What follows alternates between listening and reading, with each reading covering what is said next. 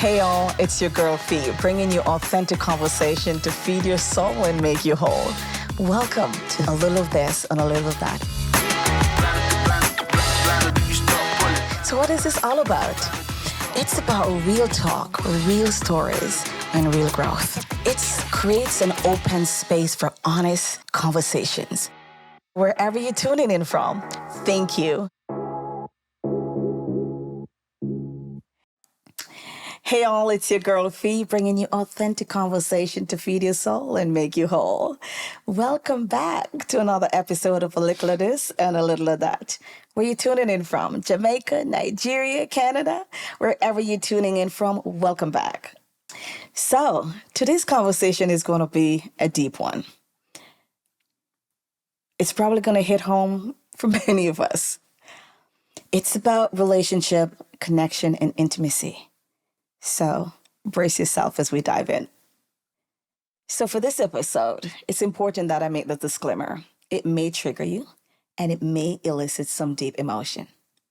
So without further ado, it is my absolute pleasure to introduce my sister and guest speaker today, Leticia Osei. Thank you for having me, Fiona. I'm excited to be here. I don't know about you, but I am. I really am. Welcome. Thank you. Thank you for being crazy enough to join me. That's what we're sisters. So, Leticia, tell the people who you are. Thank you, Fiona. My name is Leticia Osei. I am a registered psychotherapist qualifying and a registered nurse with a BSc in nursing. I am also the youth and mental health coordinator for our Black community, and I'm really excited to be here. Well, thank you so much again for joining me. It's going to be fun. I'm really looking forward to diving in with you, but also with a person where the conversation can really be authentic. Absolutely. So, Leticia, as you know, a little bit of this and a little bit of that, meaning nothing, no stone left unturned. Exactly. No issue left undiscussed. And so this one is deep. So share with us what the topic means to you for this episode, which is about relationship, connection, and intimacy. What comes to your heart naturally as you hear it? I think it's communication. Communication drives emotional intimacy. Communication drives relationships. Communication drives how we respond to our spouses. So I think within a relationship, communicating well with our spouses, even with our children, does influence how we see our partners and how the relationship goes, if you ask me. Mm-hmm. I love that. And as you guys are tuning in and connecting with us, please drop in the box as well. What first hit home for you when you heard about this topic? Is it just a friendship relationship? Is it parents? Is it siblings? Mm-hmm. One of the things that I know we wanted to talk about, Leticia, was embracing authentic womanhood in marriage. Mm-hmm. That is loaded, but what does that mean to you? That's a good question. As a woman, and I think you can relate to me, we have different roles in society and what we are expected to do, and even in marriages. We are mothers, we are partners or wives, we are sisters. So we hold so much in that space that being authentic sometimes feels like a burden because we wear so many hats. And being a mother, for instance, you have to carry your children's weight. What does that mean? You're taking care of them, taking care of the husband as well. So where do you come in as a woman and be authentic with yourself? Where do you come in? That's a good one. And that's a question for every one of us to marinate on. Where do you come in as a woman? And where do you have the space to be authentic and to embrace that womanhood? When I heard of this topic about authentic womanhood, the first thing I recall was reading a book I don't remember who wrote it, but it was talking about how women start dressing like Eskimo as soon as they got married and stop being attractive, stop being attractive, or not embracing who they are. So whether I'm fluffy or I'm skinny, whether I'm this or that, but really owning up who you are and allowing yourself to be loved for that person. And so when I look at social media now, because obviously it's a thing, everybody's trying to look alike, and everybody's trying to identify with something else that they see. And so now I'm wondering if when we come home and we know that we are not what we see on social media, because that really sometimes doesn't exist, how do we be authentic? How do we walk in our home, loving every part of us, the curves, the hangs, and know that you are still going to be able to connect, and that relationship is still strong, and that you're loved and you're seen and you're embraced for just being, or you're expecting it to look like what you see on social media, to be loved by your husband, your boyfriend, whatever, you know. That's something that I see when I see about authentic women, because it's so big. And what does authentic womanhood really look like for everybody else? Because it's going to be different. Absolutely. And I think you mentioned social media. The comparison is what's killing women. Yeah. Again, we've seen it in little girls. I see girls in therapy that are 16, 17, still comparing themselves, their bodies to other people. And I think it starts from home. How you grew up how did you grow up as a woman? Did your mom teach you what it means to be an authentic woman? Did your mom embrace you? Did your mom embrace herself? So it starts from home. And then when you get into that marriage, that's where people lose themselves. Because again, I said they become a woman, they become mothers, they become partners or wives, and then you forget yourself. And it's easy to forget yourself in that marriage because you have so many roles that you take on. On top of that, you have society pressure to be skinny, to look good, to be that superhero. And then the pressure itself can lead to, you know what, I think I'm tired. I'm just going to dress down. And then when you dress down, then they pick up on you and say, why are you looking like that? So it's constantly changing. But what I would say is self-love. And what does that mean? Self-love means that I embrace who I am, regardless of what Fiona says or regardless of what my mom says. I'm just going to be me and live in my truth. Does that mean you're going to be like always in a happy place? No. You work on yourself every time. To me, Do you watch the movie Nappily Ever After? Yes, I have. I think she shaved her hair. It was about the hair. Yeah. Yes, I saw that movie. It came to me because it just said how you were raised. Yeah. She was raised to, her hair is pressed and she had to wake up with makeup every morning. And it became so tiring when she was married. She woke up quickly before her husband got up so she could put on the makeup and make sure her hair was perfect. And that was such a burden. It was. Because she was not embracing her authentic self. Exactly. Wow. That's deep. It is. So I'm always going to come back to you because this podcast is for us. It's a conversation.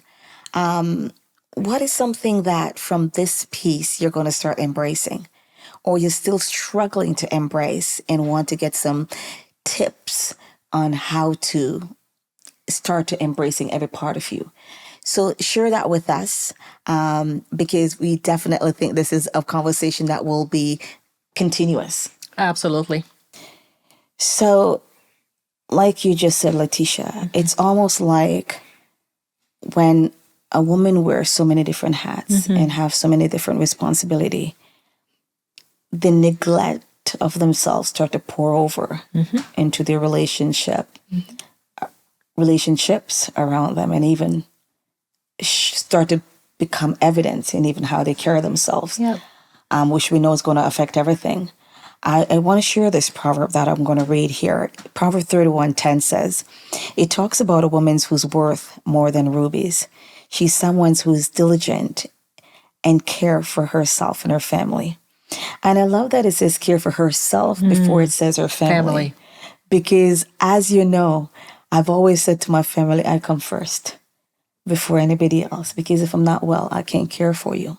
So I have to embrace my needs, take care of my needs, so I'm equipped to take care of you. So, you know, in your profession, which I shared for some years, I'm sure you're exposed to so much.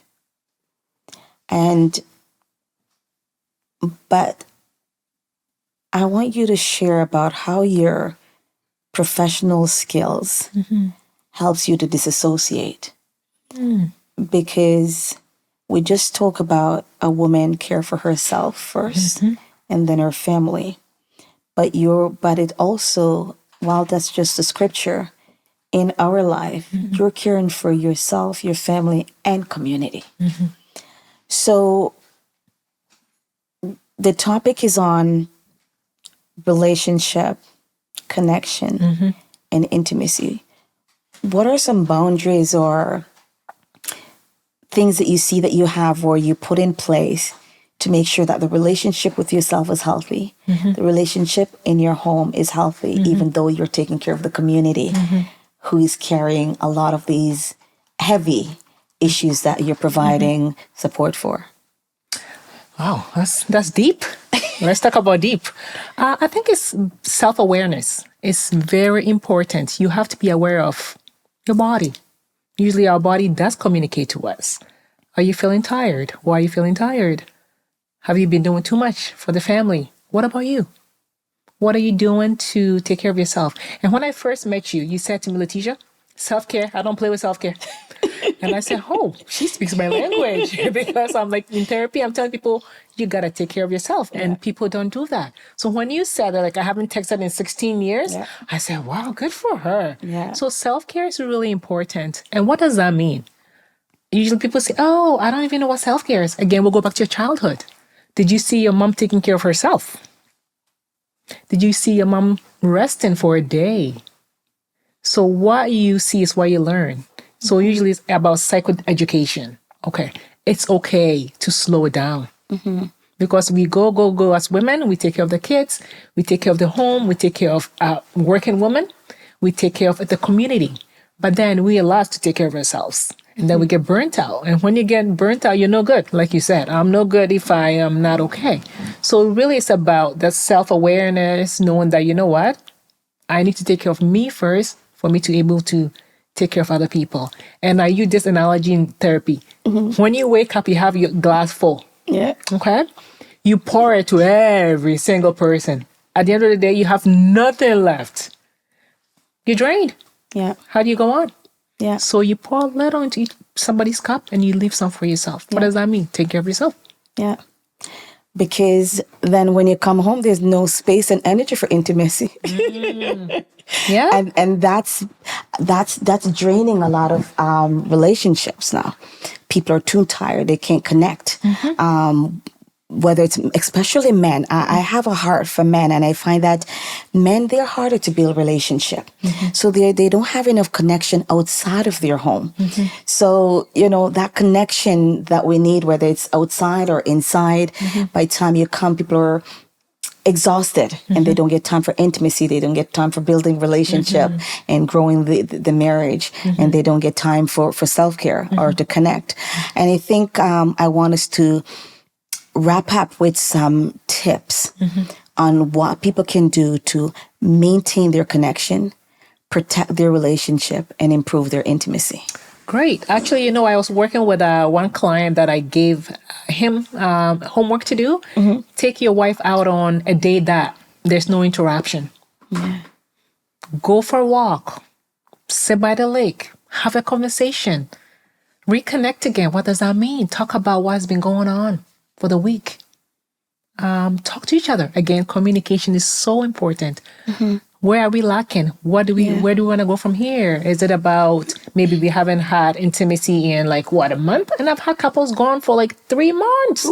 And I said, oh, child, divorce. That can be easy. But reconnect, communicate.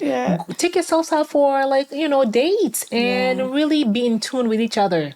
Again, intimacy is not about just sex. It's about that emotional connection and connect again. Yeah. Be like when you were like teenagers again. Yeah. Have fun. Yeah. I can attest to that. And I will wrap up with this story to you guys because, as I said in the previous episode, that there's nothing that happened to you that is unique. You might deal with it differently, but it's happened to somebody before. And one of the things I want to caution, or say 3 things that I would caution on.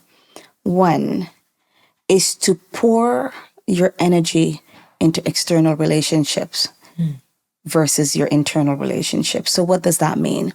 It's going to be different for different people, but in particular, married couples.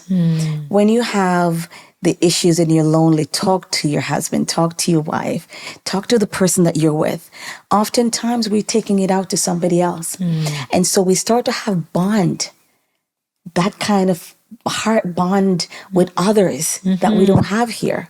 Then we see affairs. We see cheating. We see, before you know it, this one is suffering because I'm getting what I'm missing from home from this person. So I want you to caution you on that. The next piece I want to find, my friends laugh at me. I swear, this one is this one is uncomfortable for me. And listen, if my family in Jamaica or anywhere listen to this, they won't think I'm the one talking about this because I grew up very shy. Because they teased me so much that I did not even know how to be a wife. Because I don't want to look sexy. I don't wear anything short for them to see. When they see me now in something short, they're so surprised. But I've learned now that men are competing with women in these equipments. So I want to, again, as I said, this is going to be continuous, but I want to share that something is missing. It's time for counseling. It's time for checking into that relationship and where that relationship life is. Because now if this feel like I don't need you. I can argue with you all I want because I have this. And I don't know. I'm going to wait for it. If you're out there and you're comfortable telling me about how that equipment works and better than the guys, then I want to have that conversation with you. Hit me up. But that's a concern for me. And the last one is, where we're getting exhausted taking care of our kids and putting our husbands behind. I think I've always said my kids don't come before my husband and they don't come before me. Because when they grew up and gone, you notice that people start to divorce. Because no relationship was there. No connection was there. The communication wasn't there. Now, who are you? You become 2 strangers. So I know this is short and it's such a big topic. I'm going to pass it over to Leticia to give you her closing professional advice. Because for me, it's all just experience. And listen, I just talk to people and get my ideas and realize that, whoa, that's what you're doing? But I'm going to let it, because I really, as I said, it's a little of this and a little of that. But at the end of the day, I want people to leave inspired. Absolutely. I want people to start falling in love with themselves, embracing themselves, making a difference in their own lives. Because as they do so, it's a must that they make a difference in those around them.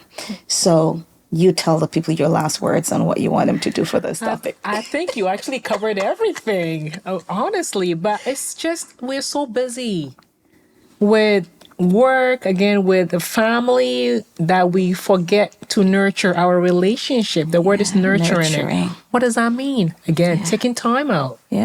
Not pushing everything under the carpet because you fight and then everybody goes to bed angry. Talk about it. Communication, again, that's what I see in therapy. Learn how to fight healthy. Learn how to communicate effectively. And learn how to resolve conflicts. That's what I will leave with the viewers. All right. Well, you heard it. That's it for now. And just like that, another episode is done. And we could not have done it without you participating and tuning in. We love you. We thank you. And remember, if you can't be authentic, you're not being you.